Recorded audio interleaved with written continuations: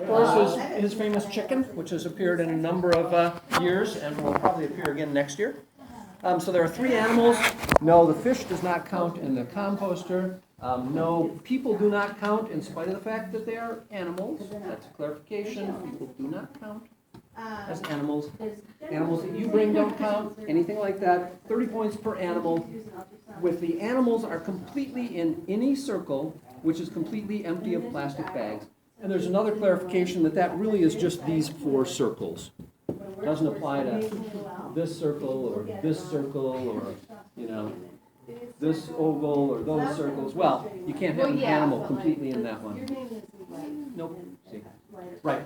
But no, that will not count. There was a question about that, and he answered his clarification that just those four count. So 20 points per animal. Animals completely in a circle, completely empty of plastic bags. Turtle is not completely in there. They can just push the turtle in if you want. Or the team can, of course, come out, grab all this stuff if that's easier, bring it back, then take these three animals and push them out to a single circle if they want something simple to do. As long as all three end up completely in, that would only score two of the animals, of course. And then there's a bonus if the chicken is completely in the small circle, and that's this one over here. Apparently chickens do better on land than in the ocean. I know. Chicken of the sea. Exactly. Should be. But anyway. And that is truly a bonus. They get 20 points for the animal being in the circle and an extra 35 for in the small circle. But you don't have to know that because on the score sheet, the questions is animals in circles. So you would put down 3. Animals in circles, 0 to 3. You put down 3, and then chicken in small circle bonus, you circle yes. The computer then knows that that's an additional 35 points. You don't have to. You just answer the questions. Okay, cleanup. Next, the very next one on the list, composting, mission 8. This is kind of a cool one. A little more difficult to get places, but not bad. This is the composter. Cool machine. Oh my gosh. Built wrong by just about everybody at least once. Very simple. The robot just has to come out and push that. And as everybody knows, it takes a long time to make compost, doesn't it? You don't just put your fish in there and get compost. So this actually takes 20 seconds for the machine to convert that crap at the top into compost, and there's the compost. And there will not be a single team that calls that compost when it falls out. They will have some other name for the brown circular thing that falls out of the machine. These are middle schoolers. Okay, so composting. So visible at the end of the match, and now it says score only one way. The compost is ejected, but not completely in safety. It is ejected. It's not completely in safety. They get 60 points. The compost is completely in safety. So somehow it makes it over there to safety. It's worth 80 points. How can they do that? Well, they could come out with a robot and their little basket and push that in and sit here and wait. Dumpty-dump, the compost falls in, and then they bring their basket back to base, and that's no problem. Work fine. They waste 20 seconds sitting out there. That's kind of a long time to sit and not do anything.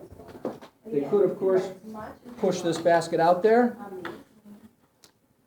wait, and then back up, go do other stuff, wait for the compost to fall. After the compost falls, they come back out, grab it, and take it back to base. That would be very efficient to the team. Problem with that is that if they push it out here and they run out of time, now they get the compost, they get 60 points, but they also have a negative 16 because they left this out there, which is a junk penalty at the end. So it's ejected, so it's only worth 60 points, not 80, and they have a negative 16 for the junk penalty if they can't get that back somehow. So if the buzzer goes off while it's still squishing the fish, it doesn't matter. Right, that's another one of these things. Okay, so setup, composter.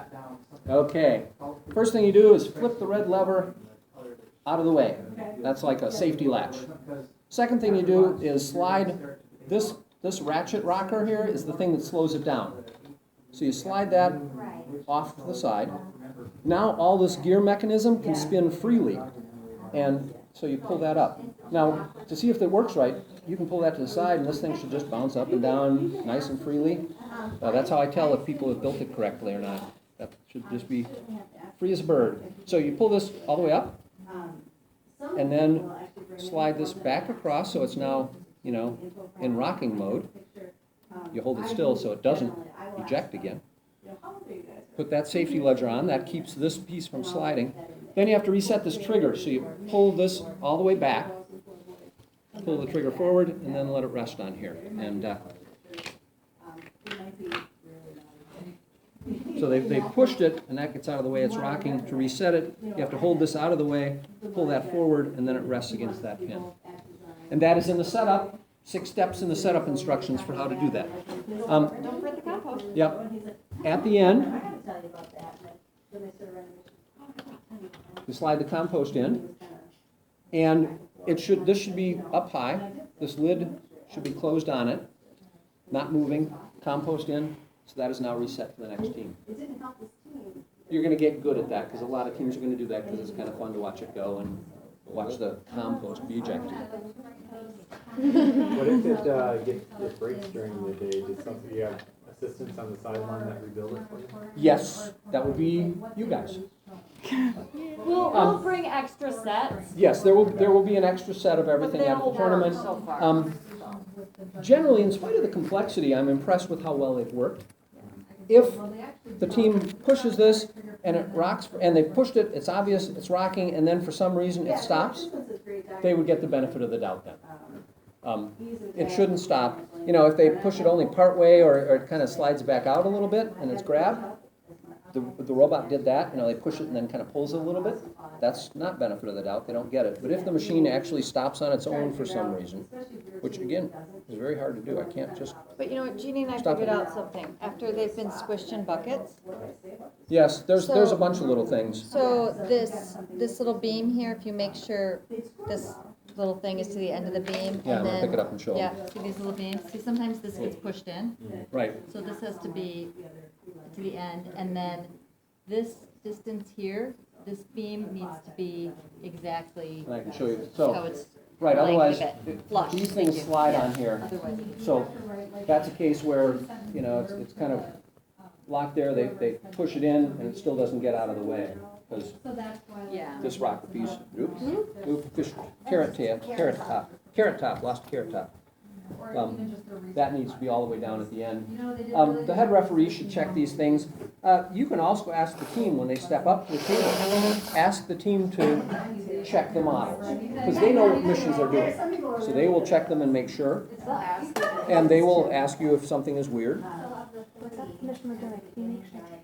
Yep. And this especially, since we figured out how it gets squished in our buckets, we'll fix them on Fridays, but if you have a team that, you know, calls it over, Yes. just so you know. All right.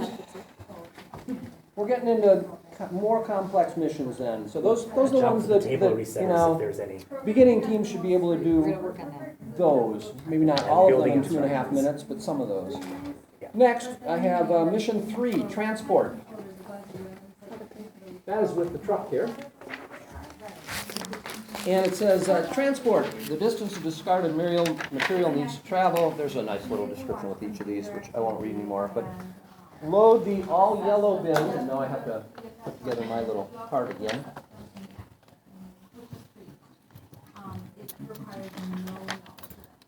There is a yellow bin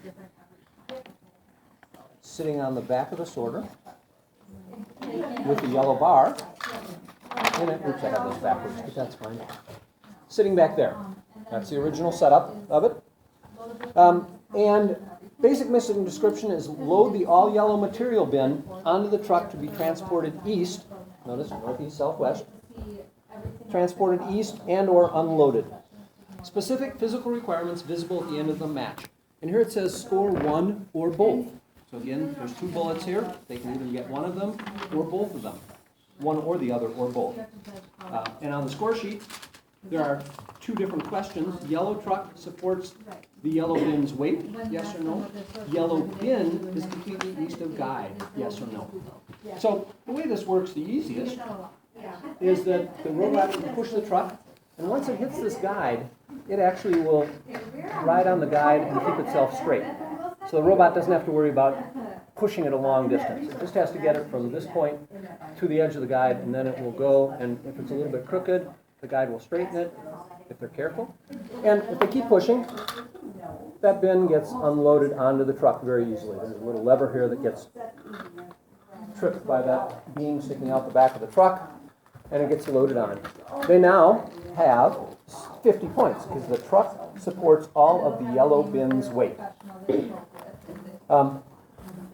If they want, they can keep backing it up, and there's, at the end of this rail, a little lever that flips up. If they keep backing it up and hit that, it will unload automatically.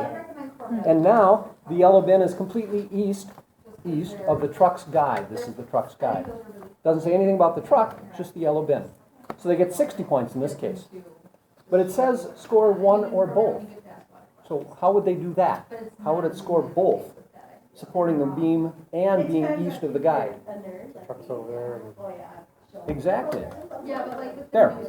So in that case, the truck is supporting the full weight and it's east of the guide. It is here too. So it's possible that, you know, they come and pick up this yellow bin and then they drive the truck, the robot pulls the truck all the way back into base and then they push it out somewhere else. It would be very difficult for them to get past that thing and not have it tip and not break the truck. If they break the truck, then they get no points. So going over that guide and trying to keep it will be very difficult. Does the peg on the truck have to activate the yellow bin, or can I just go pick up the yellow bin with the robot? It does not have to do that. If your truck is out here and the bin's here, your robot can come back here and robot can come by and grab that, and if they want, bring it back to base. Or they can transport it and dump it over there. It doesn't say the truck had to do it. It's just at the end of the match, the yellow bin is completely east. Or they can do that and grab the truck also. And here in base, you can do anything. So you put that on there. At the end of the match, the truck is supporting the yellow bin's weight. You get the 50 points for that. So, yep, it doesn't say anything about how it's done. The truck doesn't have to go on the guide, doesn't have to do that. Just at the end of the match, what happens? If they're in a base there, can they push it with their hand to get it east?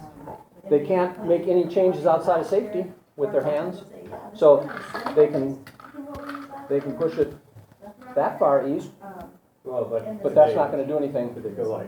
Nope, They can't. nope, because now they've made a change outside of base with their hand, which is not allowed. Changes outside of base can only be done by the robot. Okay, even though their hand touched it in base. Yep, they made a change outside of base that was not done by the robot. Okay. Anything changed in this whole area has to be done by the robot. Now, can they have a motor in here that pushes something out? So they press a button and it goes and really hard?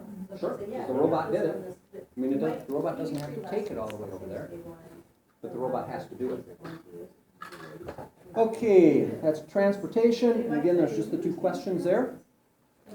Next, methane. As you know, landfills over here generate methane gas. These two funky things are methanes. And there's marks on the map that they initially start perpendicular. And they are fairly loosely in here, so they spin fairly easily, but should start as perpendicular as possible.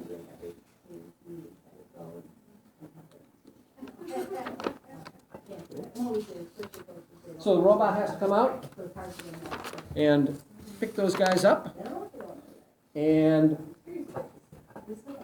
drop one in the factory and drop another one in the truck. And at the end of the match, if methane is in the truck's engine compartment and or in the factory's power station, they get 40 points per methane. Leniency is that full or exact nesting is not required. But what I tell people is that that's not nesting. They don't get points for that. Because the thing is that methane is in the truck's engine compartment or in the factories, and I don't see that in. That would be in. I would give them points for that. Basically, the rule I've been telling referees is where's the point? If the point's there, it's not in. If the point's under there, then it's in. So anything from there to, obviously there counts as in. Just sitting on top would not be in. So in that one, they pick up both, but they only have to put one in, so they might just leave one on the mat somewhere. Yep, they can pick them up and take them back to base and not do anything with them, in which case they get no points. Take it on a later mission, take it out. If they pulled the yellow bin back to base, and they pulled the truck back to base, and they grab a methane and bring it back to base, then they can do this and this in base, and now they get methane points and the yellow bin points by doing it by hand, but they had to go retrieve all those things with the robot. So again, it's allowed because that's not disallowed. The rules say you can change anything in base, and nothing says you can't in those cases. But they leave one of the methanes on the field, is that a point, or is that? That's nothing. That's nothing. Nothing, because that's a mission model. Came with the table, it's not their equipment. And the only way you score is if the methane is there or there, there's no negative score for it. 6, 7, okay, I've only got like 4 more to go. 8. Purchasing decisions is what this is called, mission 11. On the score sheet that you fill out, it's a little more simply put, it says toy planes in safety. Purchasing decision is packaging of materials. Decide about buying toy planes based on their packaging. So up here, there's one toy plane, a toy plane in a small packaging way over here. And you see on the map, and you can see this later, there's actually an imprint showing where the box goes and that the plane is at this angle even. So it gives you clues as to how to set it up. The other place there's a toy is, of course, in the factory, because that's what the factory builds. It's stuck up in there, and the easiest way to get it out is to pull this loop on this side. It doesn't come out, but you pull it, and release the lever, and the toy plane in this bigger packaging comes out. Notice that this bigger packaging has 2 black bars on it. So you really can't think about it as asbestos here, because packaging a toy in asbestos probably won't be allowed, but it's bad stuff. And again, when it's up in there, those 2 black bars are worth 8 points, positive 8 points. Matter of fact, if the team comes out, the robot dies, and they do nothing at all, you still mark that 12 bars are in their starting position, and they get 96 points. That's right. So a team starts with 96 points. It is possible to go to 0. It is actually possible to go negative, but we don't score it negative, it comes up as 0. We're not quite that cruel. In any case, so they pull on that, toy package comes out, again, you know, they grab it, bring it back to base. At the end of the match, it says, toy planes are completely in safety, 40 points per plane. So they grab both of them, they brought them back to base. Doesn't say anything about the packaging, but the toy planes are in base. And it's 40 points each. But again, this now has lost you negative 16 and negative 16, so this has lost you 32 points. Because these 2 black bars are no longer in their starting position. There's a lot of discussion, which you're going to ask. If the team can come out and put this baby back in there and put that in there, and if they could do that and get it back in the starting position, I would count those in their starting position. That's fine. Exactly, that's Right. And there's actually stuff you can, okay, if a team can do that, there's also something else they can do which would do the same. Okay, so, and that's the next one right below it, mission 12, it's repurposing. So you have these 2 packages here, you can repurpose one of them as a flower pot. And again, here they barely talk about flower pot. The basic mission description is use the packaging of the toy plane as a flower pot by putting compost in it. So they've gotten the compost out of there. Wait now. At the end of the mission, the compost is perfectly nested inside one of the packages from which a toy plane has been removed, and the package is in its original condition. So at the end, it's there, or it's there, and they get 40 points for the compost being nested in there. And I'll tell you right now, they also get points for the black bars. So making a flower pot saves you a lot also. Black bars end up as 8 points, they're the same as being in original condition. So instead of jamming that thing back up in there, they can add the compost to it. Now, they could, if they're very good, jam that back in here and make this into a compost flower pot. And then they would, you know, get points for the flower pot and goes back in the original condition. But again, that's not gonna happen. Okay, putting compost in it. So here, the value 40 points. The compost is perfectly nested inside one of the package from which toy plane has been removed. The package is in the original condition. It doesn't say you have to do it by hand. If they could go out and take that toy plane out and put the compost in right out there, that's fine. It's gonna be hard to perfectly nest it, and it doesn't say that this has to be in safety. Anywhere on the field is fine.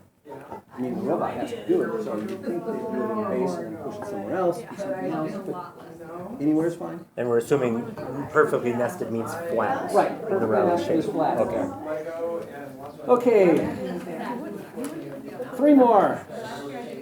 One easy one, and then we get to the complex one. Scrap car. See, there's the car over there. There are a lot of cars worldwide. What do you do with them? Well, you either rebuild them so they can be reused, or you scrap them. And those are your choices here. 50 points if the car is completely folded and completely in the east transfer area. And this area is the east transfer area. Completely folded means it's folded. See, the car folds. So you've crushed it, and it's now in the east transfer area. And again, that includes the white, but not the black. Anywhere in there. And that's worth 50 points, because you've now recycled that, taken it somewhere. The other choice is to repurpose the vehicle. And that means you take this funky engine windshield combination, which starts in base, and your robot drags it out there, and perfectly nests it into there. And again, it doesn't have to be perfectly nested, but it does have to be in the right position and right direction. So that doesn't count, that doesn't count, that doesn't count. It's actually fairly difficult to get it to only be partially in. They do a good job of having slide in, but it has to be in there. It doesn't say that the car has to stay here, but there is one method constraint listed here. The car must never cross into safety. So he's eliminating the people going, oh, just grab the car, shove the windshield in it by hand over in safety. So in this case, the robot has to do it out here. It doesn't have to do it over here. I mean, but it has to be done outside of safety. So the car must never cross into safety. That's Even the partway into safety. Even partway into safety. Okay. Well, if they leave it partway into safety, then it's taken away by the ref. So that is the one real constraint against some rule that happens here. Okay, sorting. Another cool machine. This is a sorter, trash sorter. It works just like any trash sorter in any recycling center. Loaded into the sorter are 2 blue bars and 2 black bars.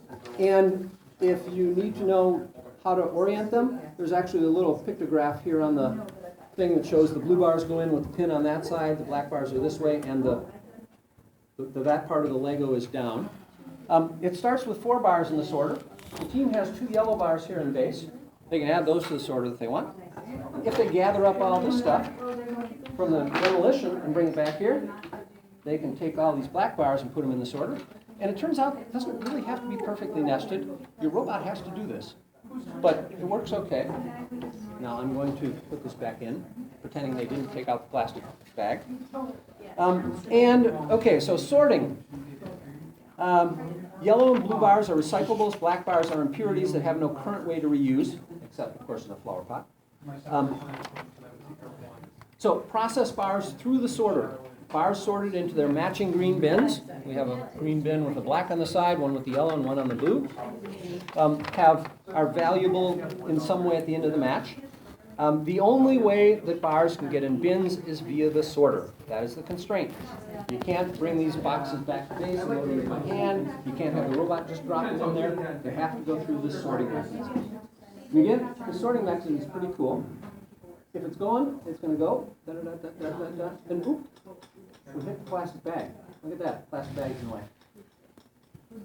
Because plastic bags, as I said, jam the machine. So the team either has to take the plastic bag out, or here's one of those cases where if a team wants to do it differently, if they spin this wheel backwards for one turn, it actually kicks the bag out, and then they can go forward. But again, turning backwards and forwards is something tricky for a team, but it saves them the trouble of going over the plastic, grabbing it. So now they're running the sorter, and it's sorting these bins, sorting these beans into their proper spots. So the robot has to. The robot has to turn this, yes, absolutely. Nothing can be done outside of base without that. So, Let's make a jam. I've never made a jam. I make a jam all the time. There we go. We need to make a jam, but here's the next point. Nothing jammed, see? In any case, if a beam gets jammed, and he says in here, it happens rarely. I have never had it happen. That's how rare it is. The only time I've seen it happen is when 3 referees were playing with it in my house, and I'm not sure if they were actually doing it correctly or not. Well, yeah, you start with mine Well, jammed. see, look.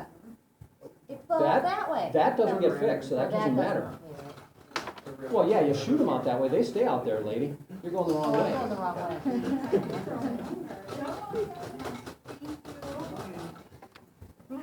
Do I need to lay out longer until I make my point here? Okay, so a beam gets jammed for some reason, somehow. Here we get back to the leniency by having a person here. If you have a person in the sorting area, then the leniency is that the team members or the referee are allowed to unclog stuff in this chute.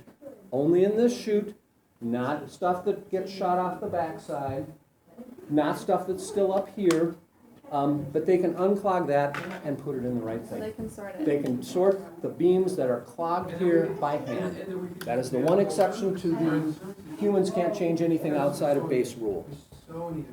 And this is also the place where the video actually shows, if you look at the video of this mission, it shows a team technician in here, and they say, and that allows you to unclog the thing, and the video has the person pulling the plastic bag out by their hand and then unsorting things. So the video shows that very incorrectly. And the questions and answers has clarified that many times, that plastic bag removal is not allowed, plastic bag removal is not allowed. So it's really just unsort things that jam there. Again, he says, because In the it- chute. yeah, and well, you know, if something got jammed in there, that would be fine too. Yeah, so But definitely anywhere not in the the sorter. hopper. Not the hopper up here. Anywhere else? Does it also do a missort? Because we've had it missort before. It doesn't say that.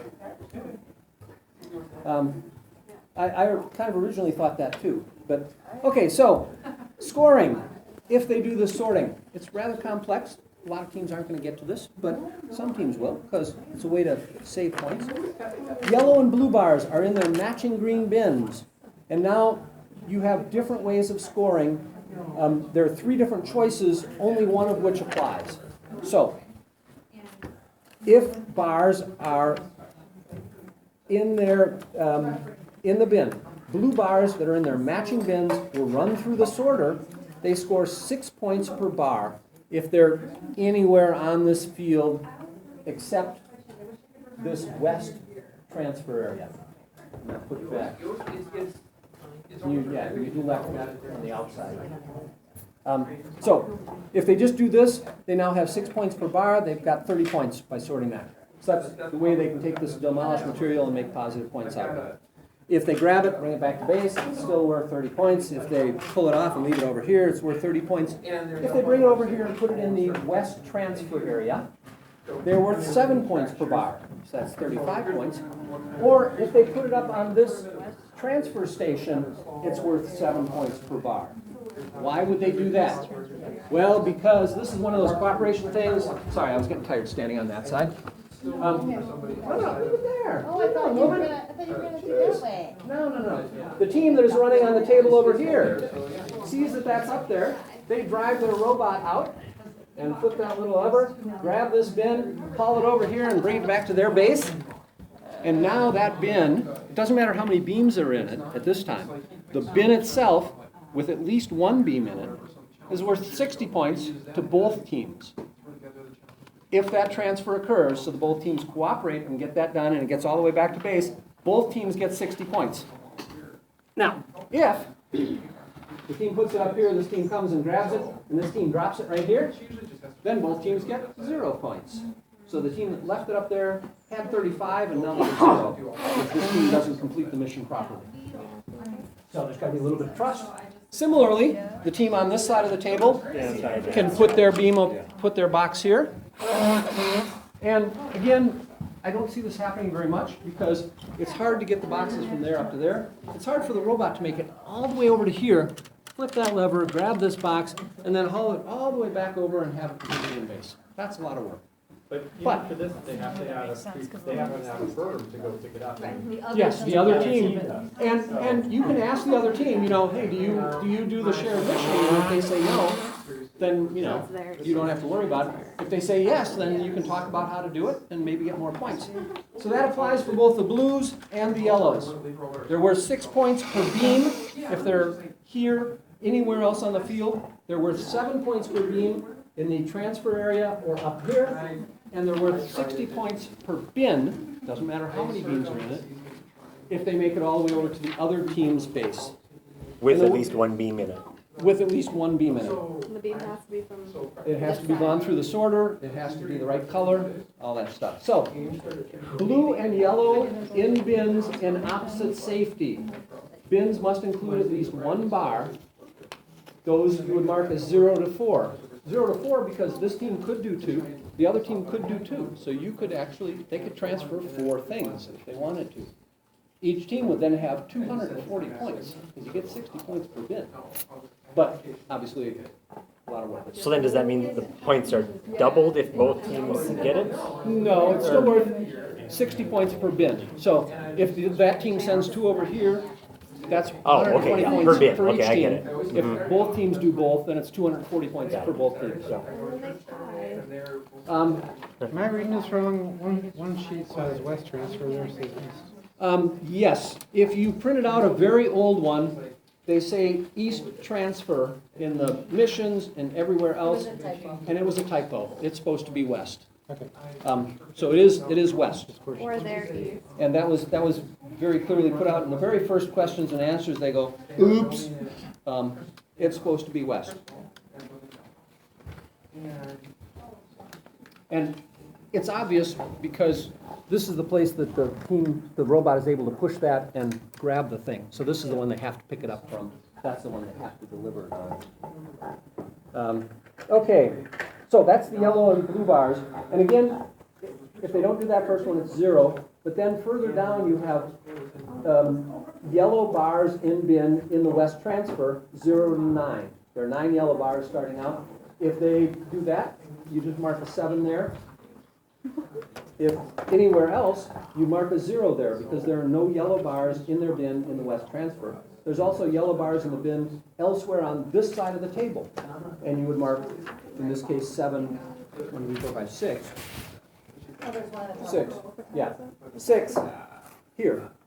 So you just mark whether they're there, whether they're here, how many are in there, or the case where it's gone to the other side, the yellow bin is completely on the other side. Same applies for blue, as I said. Okay, black beams. Black beams, bad beams. So, black bars that are either reused, so in this flower box, with the compost in it, or are in their original setup position, and that's what it says. It says reuse flower box or original, and you have to remember that the 4 that the referee starts out with, if there's no penalties, those are in their original position. 0 to 12, just mark those as to how many there are. Again, 2 start in there, 2 up there, 4 by the referee and 4 in this building. So mark that.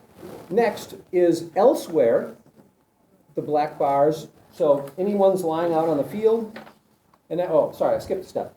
Black bars in the trash, which are either in their matching bin, so they've been sorted, or that the robot has taken and dumped over here in landfill, get marked there. So if we're in this situation, we would have 2 bars that are reused because there's the flower box. We would have 1, 2, 3, 4, 5 bars in 5, 6, 7, 8 bars, because there are 3 in here, in either their matching bin or landfill. And then 2 and 8 would leave 2 more. No, that's not right, because they can't take your 4. Your 4, Oh, that's right. take 4 back. Take 4 back. Yeah, that's right. I put too many out. So they sorted those 2. I held 3 over there, well, but I'm still missing a few. Oh, those 2, right, 4, 6, 7, 8, 9, 10, 11, 1 somewhere. Oh, further, in this order. Oh, in this order. Perfect. Okay, so here we count up. Black bars, flower box, original position, if there are no penalties. These 4 and their flower box, so there's 6 marked there. Black bars in matching bin or landfill. There's 1, 2, 3, 4, 5 there. Black bars elsewhere, that would have to be 1, that one. It's not in its original setup position, because its original setup position was like there with the blue behind it. So it has moved, it's So not. once you start doing it, yeah. Once you start doing it, you should probably finish it with the sorter. And there's a note here that the black bars have to equal 12. They always have to equal 12 because the black bars have to be somewhere. Blues or yellows, that's not true because it doesn't matter if they're sitting out here on the field or anything like that. They don't have to add up to 6 blues or 9 yellows. But the black bars have to equal 12. There's a reminder on here, black bar total must equal 12, because if you don't add up to 12 and you turn it into the little computer guy, they're going to spit it back to you immediately and say, add up to 12. And then you have to figure out where the last one was that you forgot. So, okay, so black bars that are in the original position are or in the flower box are worth 8 points per bar. Again, you don't have to worry about that. The computer does that. Black bars that are in their green bin or landfill are worth 3 points a bar, and black bars everywhere else are negative 8 points. So let me do one other example here.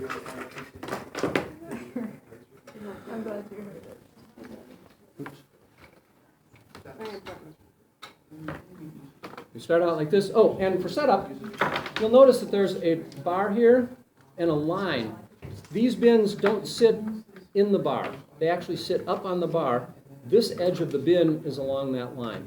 So it actually kind of sits right behind those little feet. What that does is that gives the bin a little bit of a tip, so when the beams slide down, they roll over to this side so the beams can keep coming in and not jam up. Well, yeah, we had them never flying off. That's what I was wondering about in this sort. We get them really cool. Okay, so team comes out and moves the plastic bags, goes through this sorting mechanism, and leaves it like that. How many points do they get with that? With that operation that they just did? You got 2 in the bin. I got 2 black ones in the bin that are worth 3 points each. 2 blues in that bin, nowhere else, that are worth 6 points each. So 12 plus 6 is 18. But They lost. 2 black bars aren't in their original position anymore. They So got they 2 lost points. 16. So they gained 18, lost 16. So by doing that, they only get 2 points. But it looked really cool. It looked really cool. The sorter is very advantageous if you can get more black bars up there, like black bars from this demolition. That would be the thing to do. So the sorter is really only going to be used to get rid of black bars, or that, you know, if they can demolish this building, grab the black bars and a couple of yellows, put them up there and then sort it, then they're going to end up positive, because these guys were negative 8 left lying on the field. There'll be 3 in there, and plus you'll have beams in these bins. So yeah, that's a little expensive to recycle via community sorter, huh? All right. Let's see. I think I've gone through just about all the questions and answers. People, animals. Oh yeah, one thing that at the end of the match, you know, if the robot's going out and it stops over here and the match ends, you know, them stopping it or touching it at the end of the match doesn't matter. If they don't have enough missions for 2.5 minutes, and so at the end, you know, they drive the robot, they start the compactor and just sit there, and they go, we're done, well, then you can stop it, or you can have them pick it up and stop it without a penalty because they're done. I mean, we don't need to have it sit there for the whole 2.5 minutes. Yeah. And one other little note. On here, there are obviously a lot of things. Beginning teams will not do a lot of the stuff. You know, scrap car is going to be none, probably the truck's going to be none, and something like that. If at the end of the match you go through and mark those things off, that's fine. What you want to do with the team is make sure you mark through all the ones they did. So that with the 2 team members here, you're going to go down and you go, okay, you know, they didn't get any bins.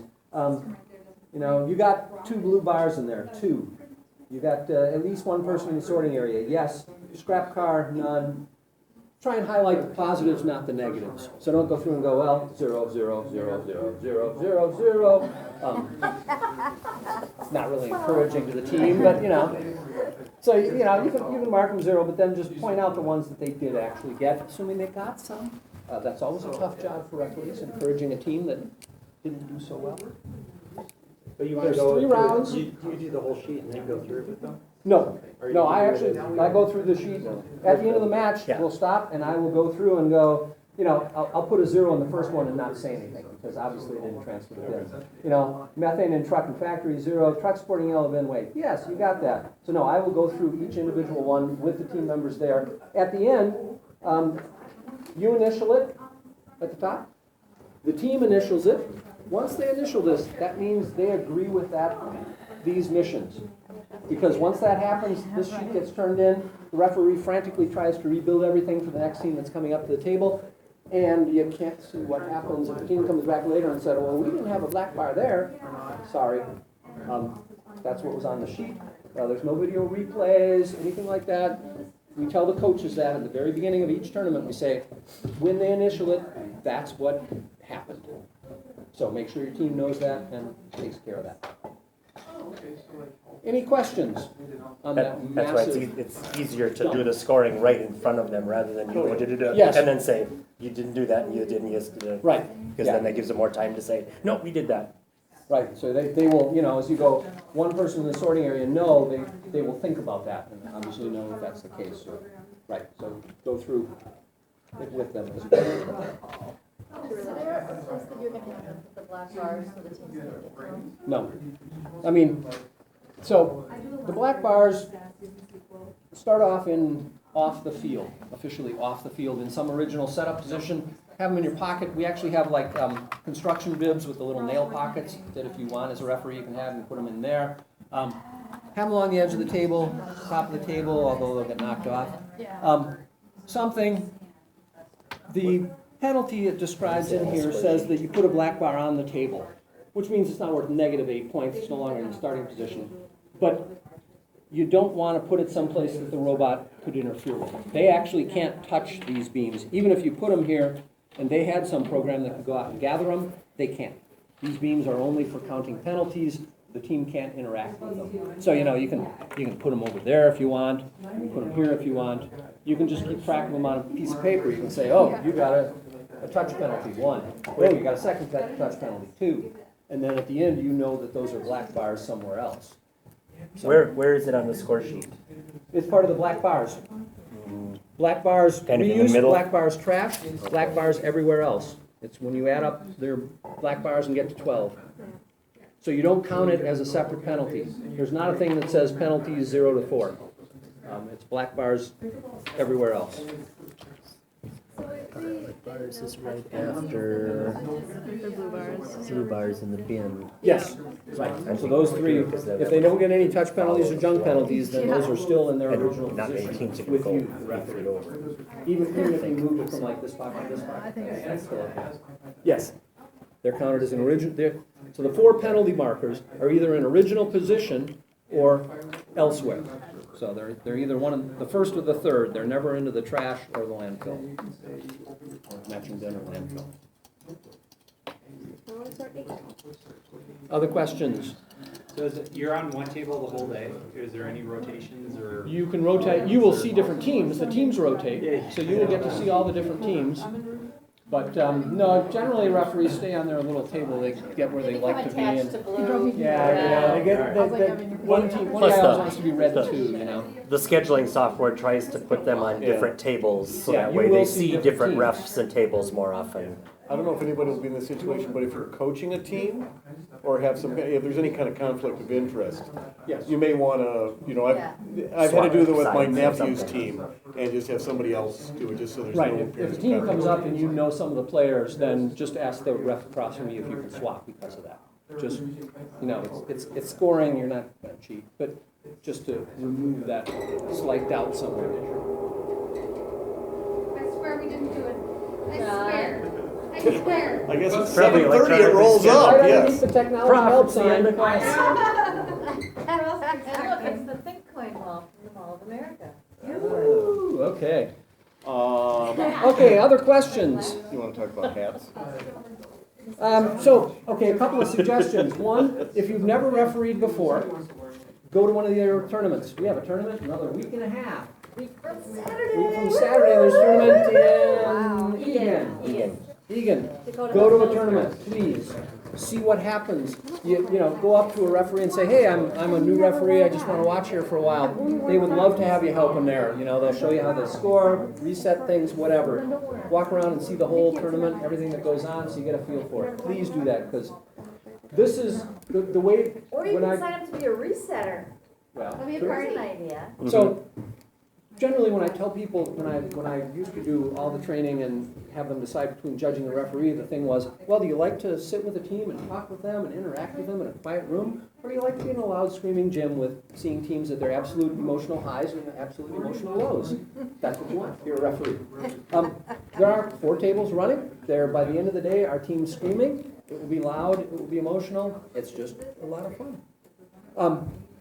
So where was I going with that? I don't know. I don't know. Oh, hats. Ding, ding, ding, ding, ding.